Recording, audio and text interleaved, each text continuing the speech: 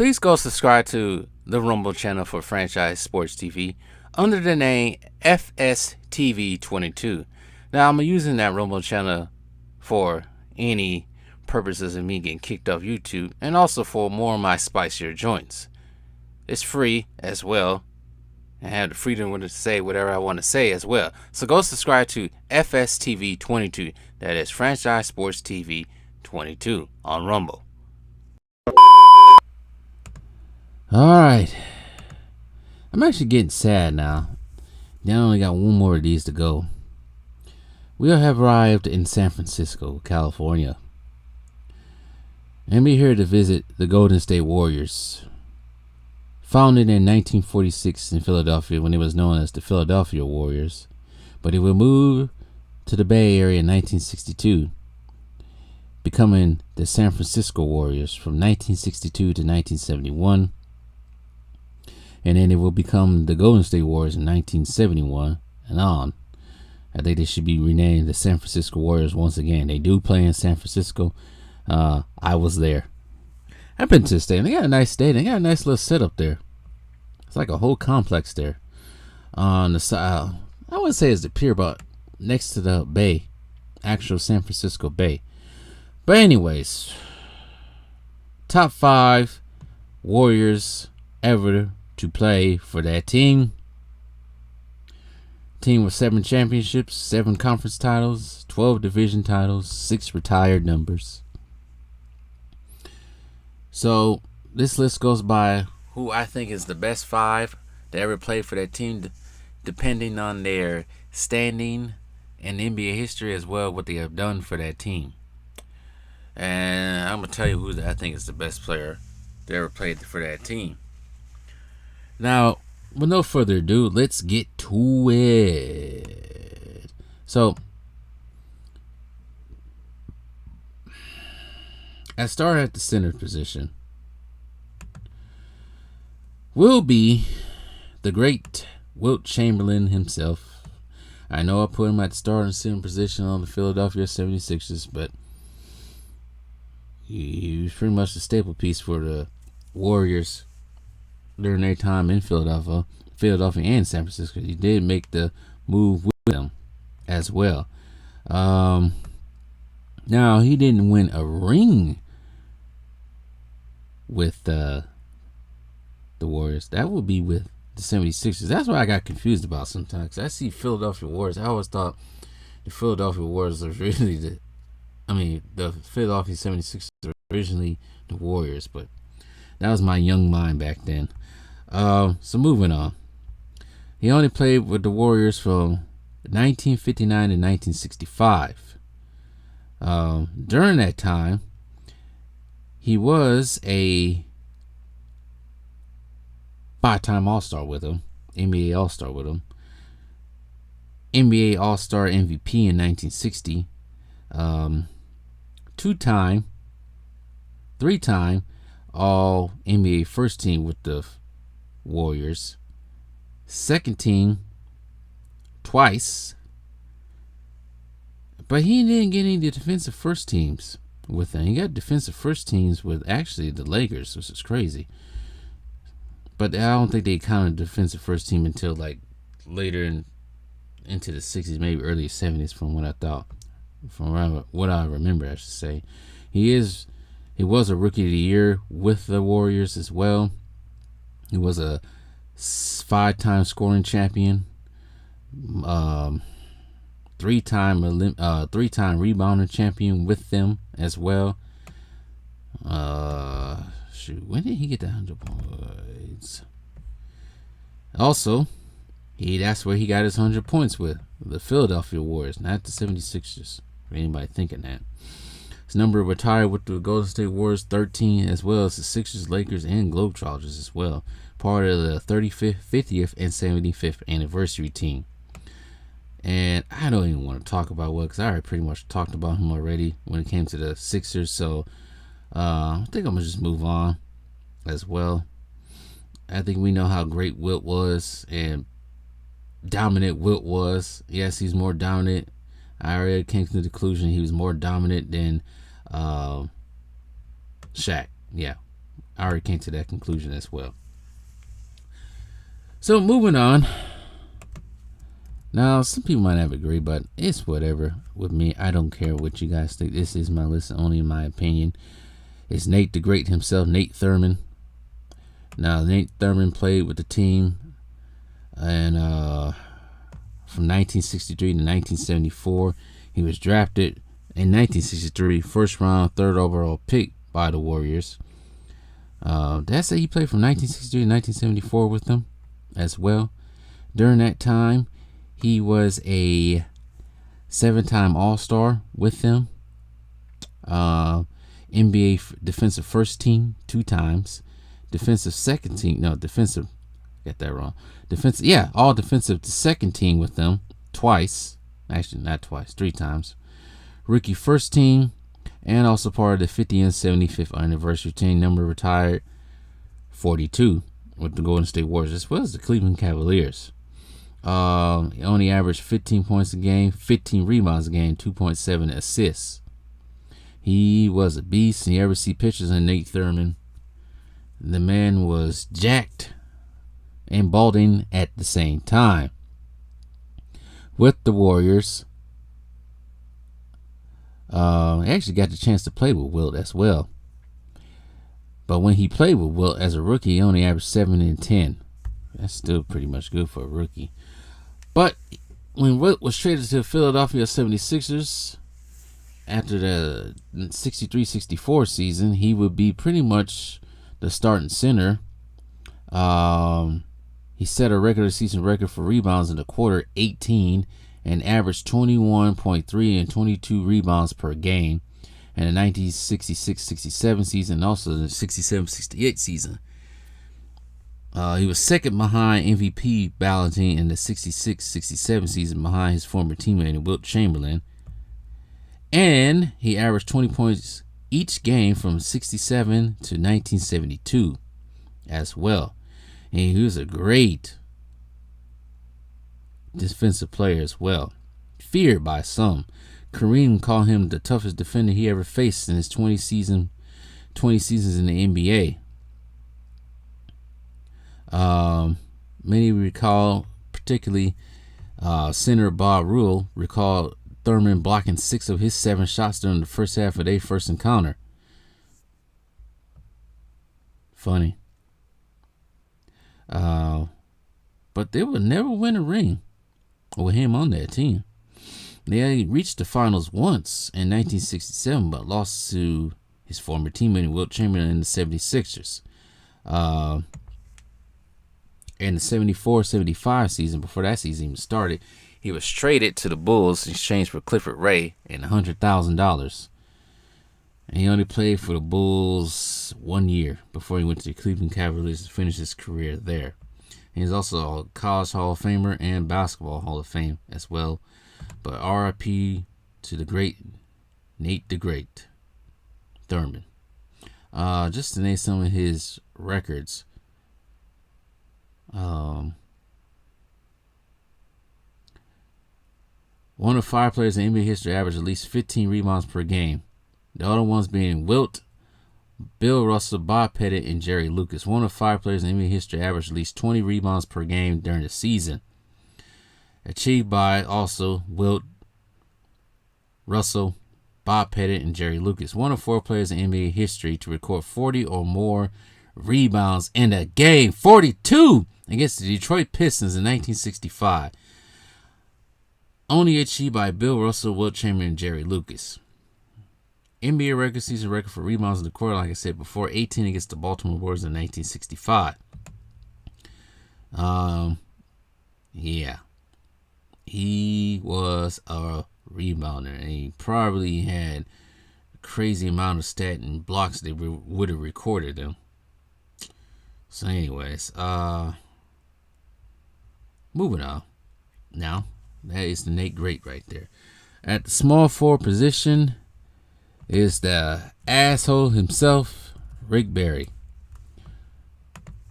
Rick Barry, as we all know, played for the Golden State Warriors, San Francisco Warriors, drafted in 1965, first round, second overall pick out of Miami, Florida. He played for the Warriors from 1965 to 67, and then he played at the ABA with the Oakland Oaks, then the Washington Caps, the New York Nets. I think he played. I don't think he played with Dr. No, he couldn't. And then he went back to the Golden State Warriors, where he won a ring with the Golden State Warriors in 1965 before ending his career with the Houston Rockets. He's an NBA champion, NBA Finals MVP. He's also an ABA champion, but I know that don't matter. 8-time NBA All-Star, All-Star Game MVP as well. All NBA first team 5 times. NBA second team. And like I said, he did do some time in the ABA. He's a Rookie of the Year as well. All Rookie first team. NBA scoring champion, NBA steals leader, part of the 50th and 75th anniversary team. Number 24 is retired with the Warriors, averaging 24, 6, and 4 Basketball Hall of Fame, College Basketball Hall of Fame. Those are a combination of ABA and NBA stats as well. The reason why he went to the ABA because he didn't get his monies in his hand in due time, so he ended up going to the ABA's Oakland Oaks,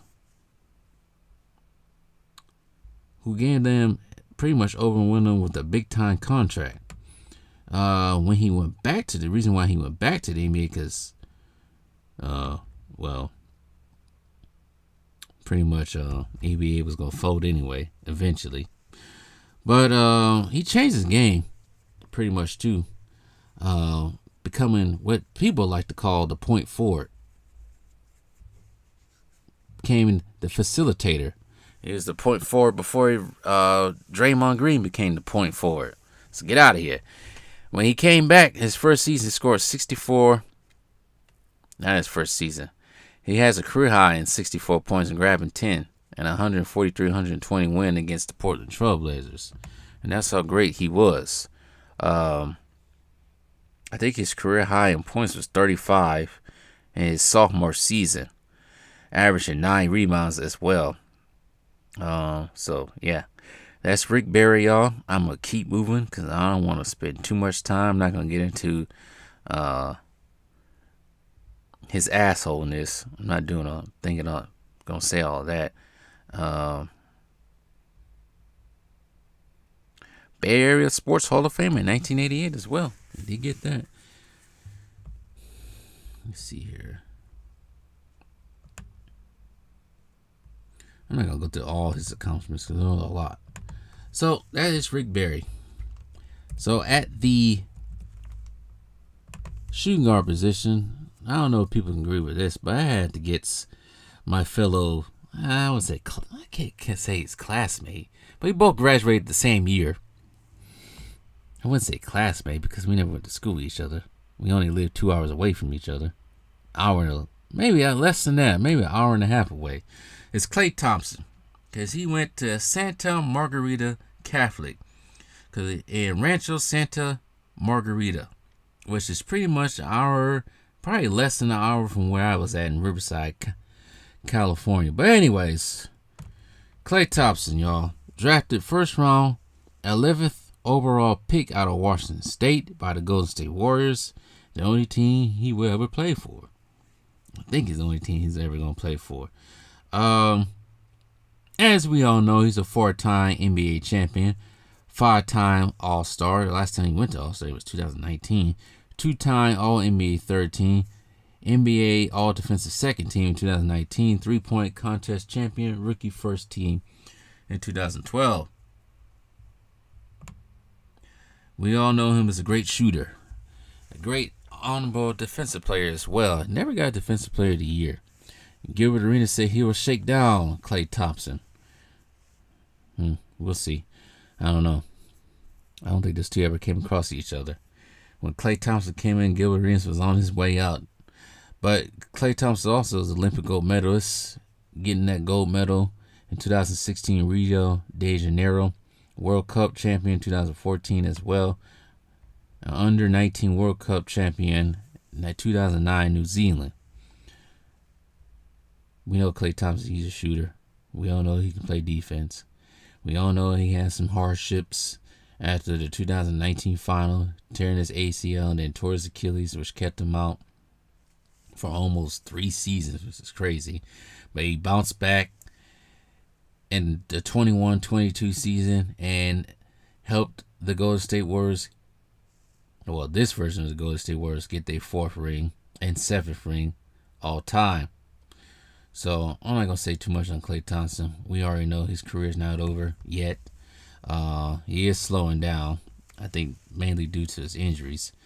His career high in points was 22.3 2016-17 season. That is even with Kevin Durant on the team. Career high in rebounds 4.1 this past season, actually. Career high in assists 2.9 in their first championship season, 2014-15 season. Let's say this. Without him, Steph Curry ain't winning anything. People say, oh, but no. Nope. If it wasn't for that damn play-in game, I don't even think the Golden State would even be in there, would they?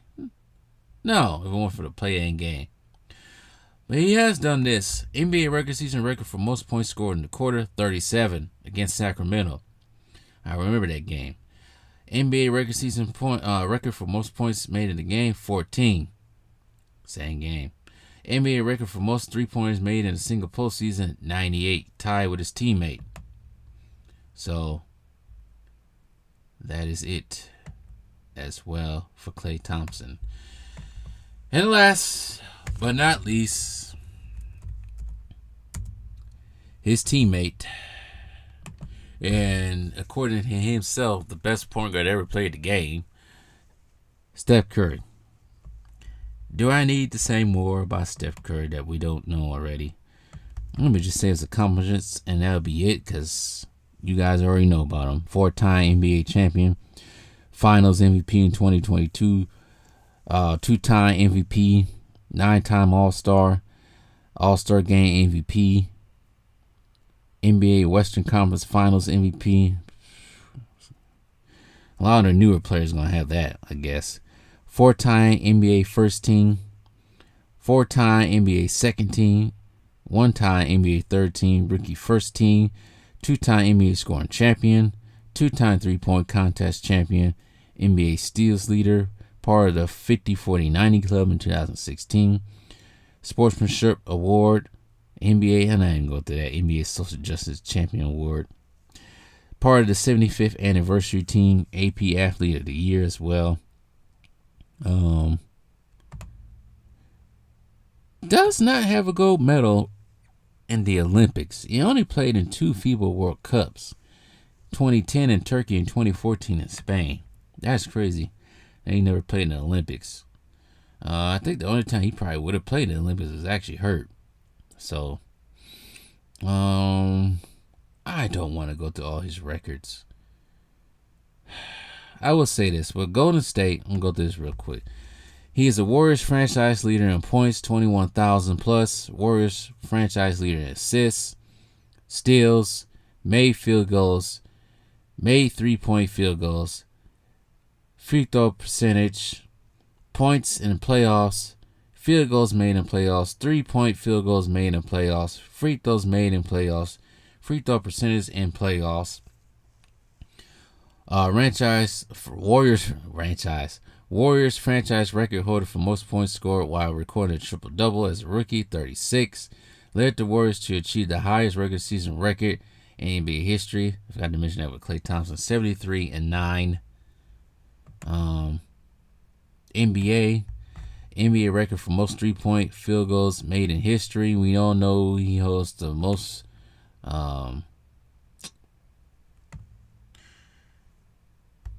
we all know, getting tired talking now. NBA record for most 3-point field goals made in history. We know he's done that. NBA record for highest free throw percentage. And the list goes on. So, well, Nate the Great, Rick Barry, Klay Thompson, and Steph Curry to round out that list. Best player that ever played for the Warriors. Some would probably say Steph. Some will even probably say Wilt Chamberlain. Just to name a few honorable mentions, Baron Davis. Can't forget about that team. Chris Mullins. CB4, a.k.a. Steven Jackson. Draymond Green. I guess Kevin Durant. Andre Iguodala. I was trying to think some of the old heads that played on that team. Let's see here. Gotta give a shout out to some of the older players that played on the Warriors. Can't forget about them. No, we cannot. Paul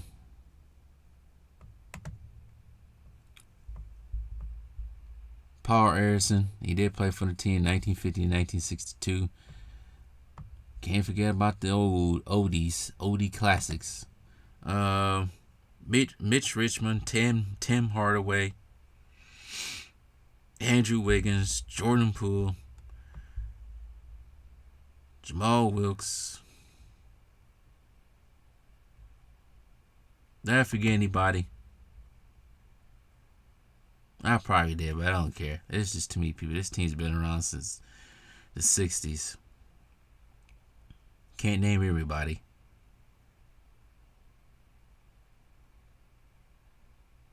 Robert Parrish. But anyways, Chris Webber, Latrell Sprewell, Antoine Jameson, Gilbert Arenas. And the list goes on. But anyways, that's my list. Tell me